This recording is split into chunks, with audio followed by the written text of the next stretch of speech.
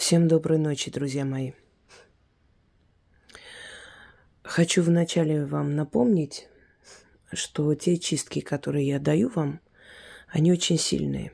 И они очень во многом помогают вам справиться с определенными трудностями и проблемами.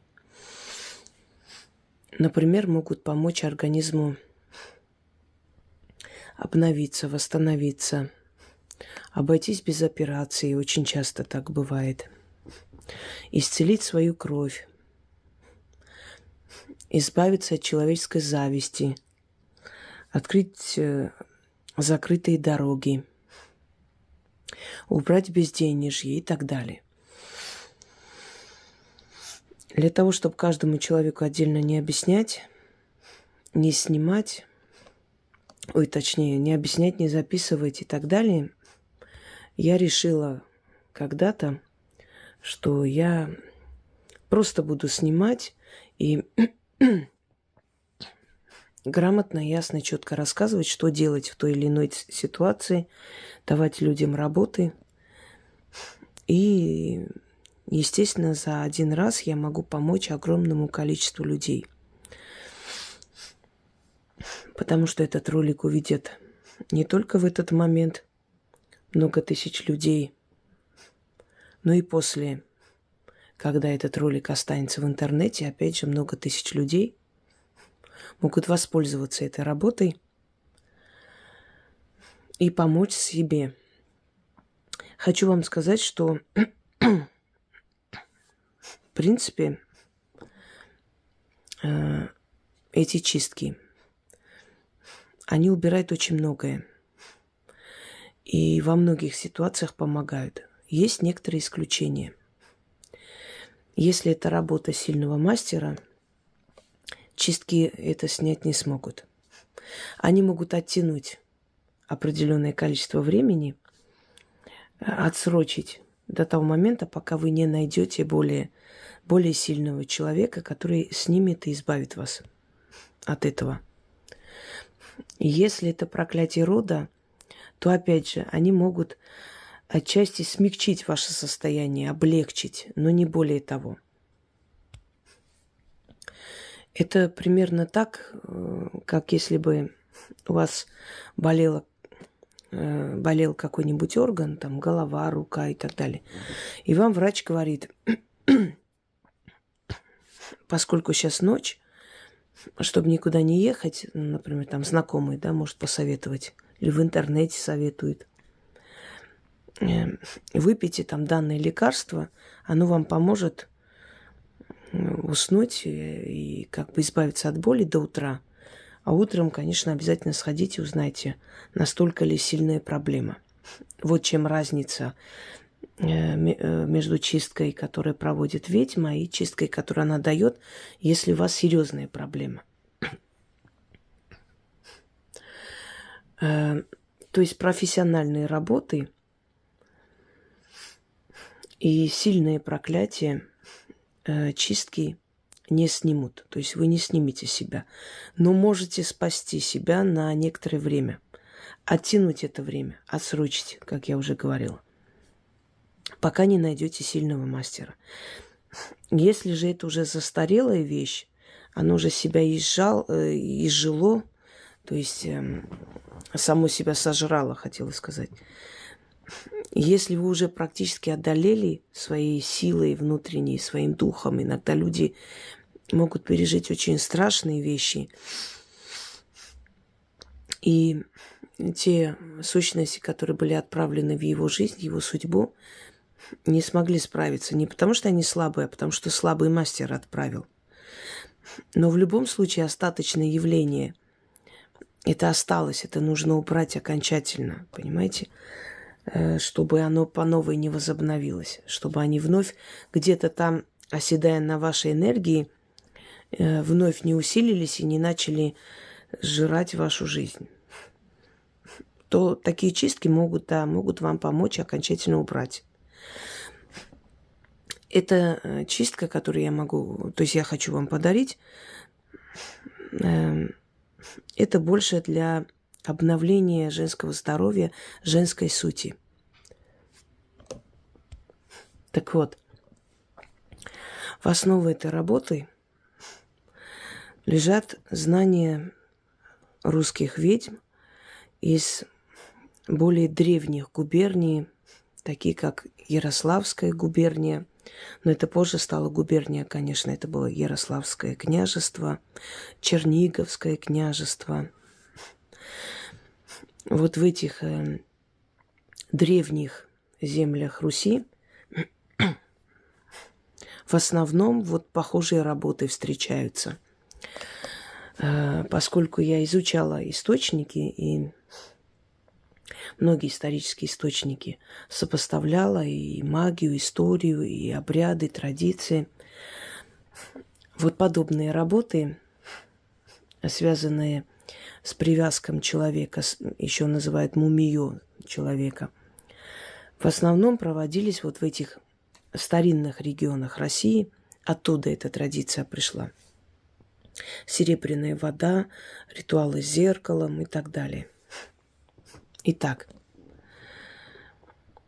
обращение здесь к полуночнице. Считается, что полуночница – это дочери ночи. И если полуночница хочет отомстить, то она может наслать на всю семью бессонницу, переполохи. Это уже дочери полуночницы, переполохи, страхи. Когда человек в таком тревожном состоянии не может найти покой и отдохнуть. Но к полуночнице можно обратиться и попросить о помощи, и попросить убрать и забрать черноту. Почему к таким духам, таким силам обращаются? Для того, чтобы они убрали черноту.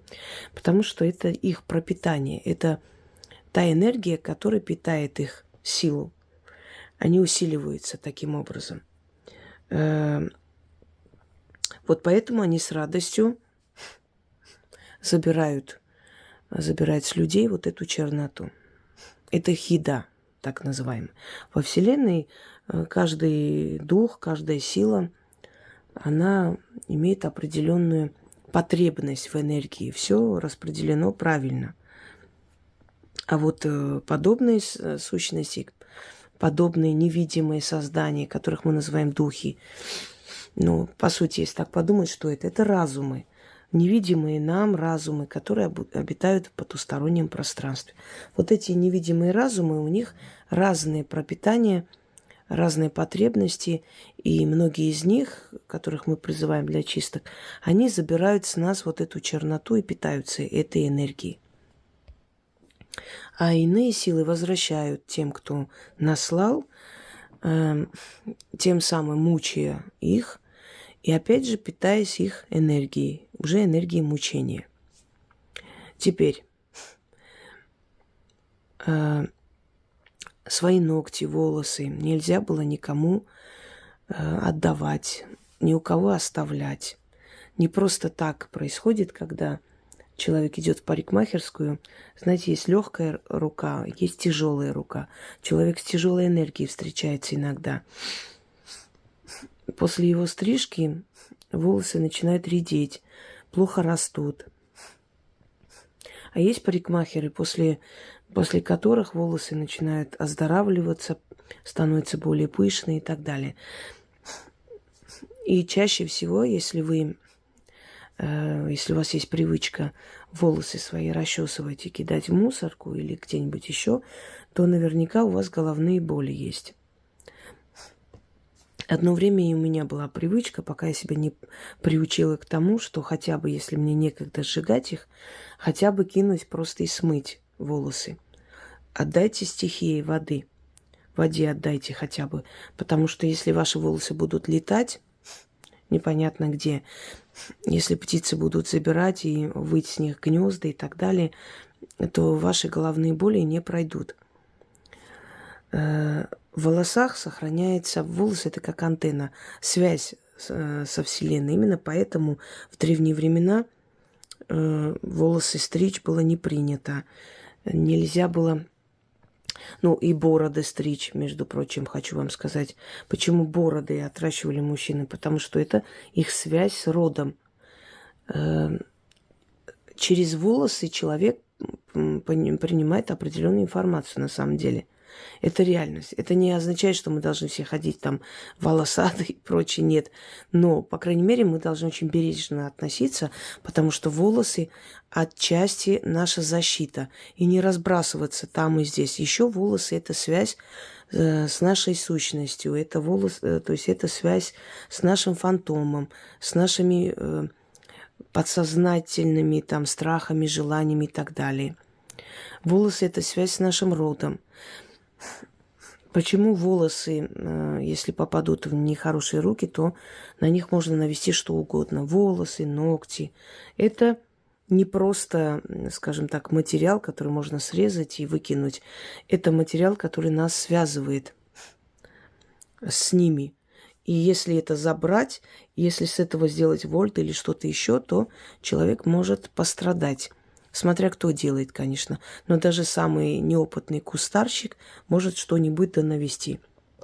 Теперь, многие ногти обрабатывают, значит, делают маникюр, и мало кто дома стрижет ногти. Обычно, значит, отращивают ногти, идут по новой, исправляют. Поэтому ногти собрать немножко будет труднее. Но в любом случае, в заговоре надо это говорить. По крайней мере, соберите волосы. Вы расчесываетесь, снимайте с расчески и собирайте в пакете. Если вы стрижете ногти, если вы не ходите никуда, сами делаете, значит, стригите, соберите туда ногти. Раз в месяц берете котелок.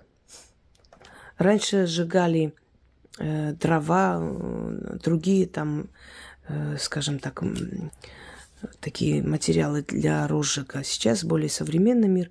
Можете брать спирт. Можете брать даже вот для розжига костров. Оно там состоит из парафина. В принципе, можно и этим. Значит, в этом котелке сжигаете и читайте над огнем. Можно перемешивать, можно там добавлять сверху масло или спирт, чем вы сжигаете, смотря. Значит, можете читать даже тогда, когда огонь погас. Читать надо 6 раз. Раз в месяц.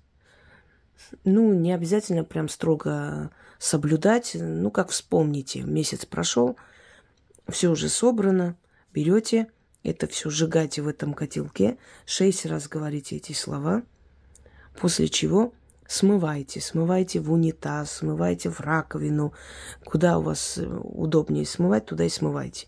Если у вас рядом есть река, можете в реку кинуть. Но, конечно, лучше смыть дома и закончить этим. И запомните, нельзя кидать это в стоячую воду, потому что стоячая вода, болотная вода, озерная вода, море, оно символизирует как бы застой. Только река символизирует жизнь, продвижение вперед. Если вы вот сделаете это своей привычкой, по сути, вам придется в год, наверное, 12 раз это проводить. Если вы сделаете это своей привычкой, вы начнете замечать вот через месяц, 2, 3, что вы начинаете молодеть, вам становится легче, у вас лучше становится самочувствие, у вас снимаются отеки ног. Дело в том, что мы живем в социуме. Вокруг нас огромное количество ненависти, злости, зависти. Особенно, если вы на виду, особенно, если вы умный человек, яркая личность и так далее. Это подходит и для женщин, но оно может и обновить и мужскую энергию. Здесь четко, ясно не сказано, что это именно вот женская энергия или мужская. Почему я для женщин рассказываю? Потому что в основном женщины это делают. Женщины больше связаны с миром духов, у них более развито это чутье, понимание. Знаете, не помню, кто из древних колдунов сказал: все смеются над магией до тех пор, пока не испробовали сами. и не увидели это чудо. Вот поэтому у мужчин немножко другая психология. Они начинают верить в это, когда видят, что действительно ваши заговоры принесли в семью деньги, удачу. Они начинают в это верить. Даже сами напоминают, что иди сделай, начитай, может, чего надо купить для фортуны.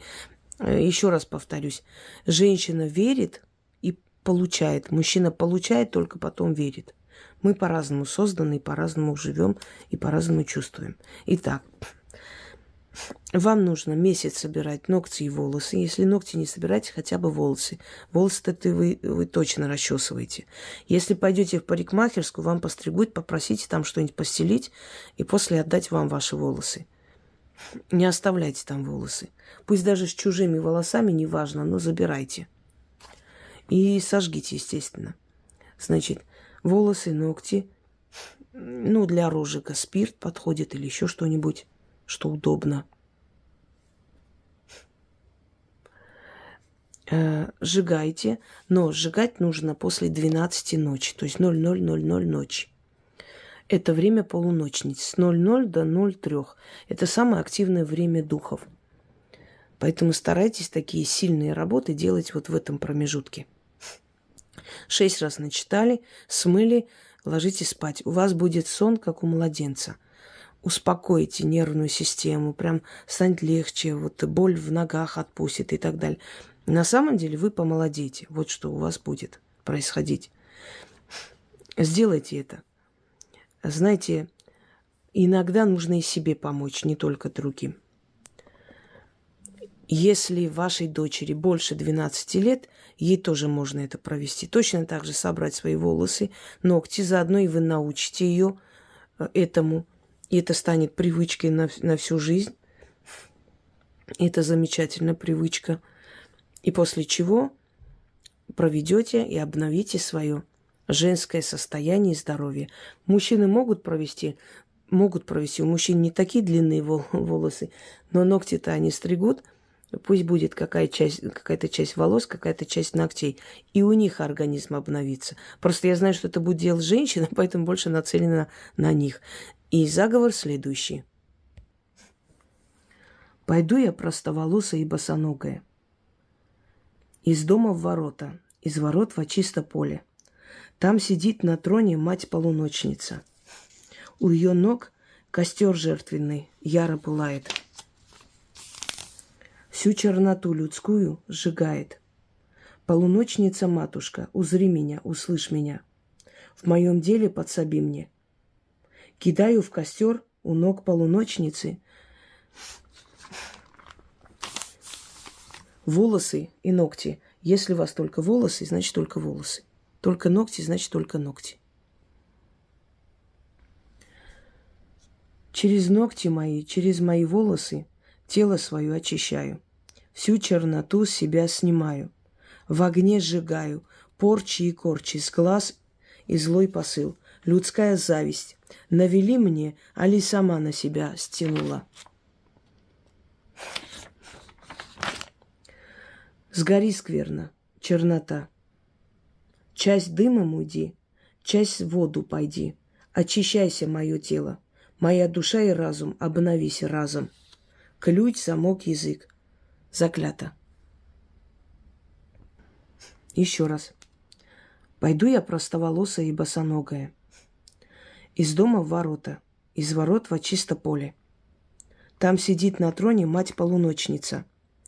У ее ног костер жертвенный яро пылает. Всю черноту людскую сжигает.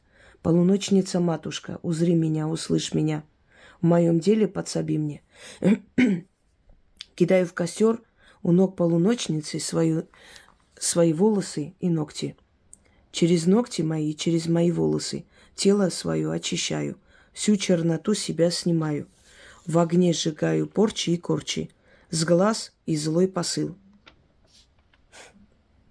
Людская зависть. Навели мне, али сама на себя стянула. Сгори скверно, чернота. Часть дымом уйди, часть в воду пойди. Очищайся, мое тело. Моя душа и разум, обновись разом. Ключ, замок, язык. Заклято. Еще раз прочитаю, вам нужно 6 раз напомню. Пойду я простоволосая и босоногая, из дома в ворота, из ворот во чисто поле. Там сидит на троне мать-полуночница. У ее ног костер жертвенный яро пылает, всю черноту людскую сжигает. Полуночница-матушка, узри меня, услышь меня, в моем деле подсоби мне. Кидаю в костер у ног полуночницы свои волосы и ногти. Через ногти мои и через мои волосы тело мое очищаю. Свою черноту себя снимаю. Всю черноту, извиняюсь, себя снимаю. В огне сжигаю. Порчи и корчи, с глаз и злой посыл. Людская зависть навели мне, али сама на себя стянула. Сгори, скверна чернота. Часть дымом уйди, часть в воду пойди. Очищайся, мое тело, моя душа и разум. Обновись разом. Ключ, замок, язык. Заклято. Здесь откуп не нужен, потому что вы отдаете откупом ту самую черную энергию, которая с вас снимается. Вы отдаете полуночным духам, той самой полуночнице. Но когда у вас обновится, вам станет легче, вам станет хорошо, вы сами откупайтесь, как посчитаете нужным. Вам подскажут. Люди, которые часто пользуются моими работами, рано или поздно начинают получать очень явные и очень открытые подсказки. Желаю вам всем удачи. Пусть эта работа тоже будет в вашей копилке и принесет вам много хорошего в жизнь. Всем всего хорошего.